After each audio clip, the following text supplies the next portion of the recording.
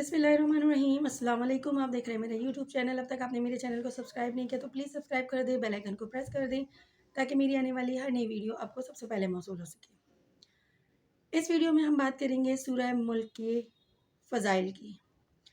सूरह मुल्क के बारे में नबी करीम सल्लल्लाहु अलैहि वसल्लम ने क्या इरशाद फरमाया है,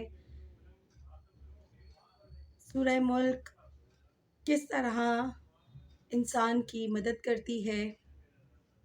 हज़रत अबू हुरैरा रज़ियल्लाहु अन्हु से रिवायत है, रसूल अकरम सल्लल्लाहु अलैहि वसल्लम ने फरमाया, कुरान की एक सूरत है जो सिर्फ़ 30 आयतों की है।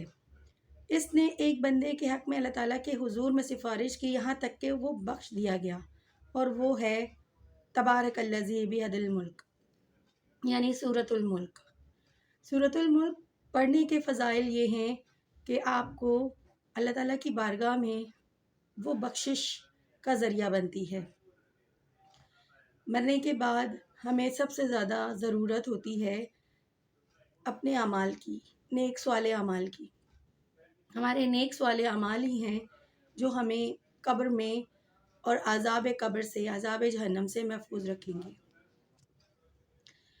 इसलिए नबी पाक सल्लल्लाहु अलैहि वसल्लम ने कहा है कि सूरह मुल्क पढ़ना चाहिए रोज़ाना, क्योंकि ये बारगाह खुदाबंदी में अपने पढ़ने वाले के हक़ में इतनी सिफ़ारिश करती है कि उसे बख्शवा कर रहती है और अज़ाब कब्र को ख़त्म करने में भी मदद देती है। इसीलिए कहा जाता है कि जब किसी मैयत को दफनाया जाए तो उसकी कब्र पर बैठकर सूरह मुल्क पर उस वक्त तक पढ़ी जाए जितनी देर में एक ऊँट ज़िबा किया जाता है, यानी मरने वाले को इसका अज्र व सवाब उतना ही मिलेगा। उससे अज़ाब कब्र दूर कर दिया जाएगा, कब्र की सख्ती ख़त्म कर दी जाएगी और मरने वाले की बख्शिश की जाएगी। तो अपना रोज़ाना का मामूल बनाइए, सूरतुल मुल्क पढ़िए। अल्लाह ताला आपकी और मेरी भी बख्शिश फ़रमाए। अपनी ख़ास दुआओं में मुझे भी याद रखिएगा। अल्लाह हाफ़िज़।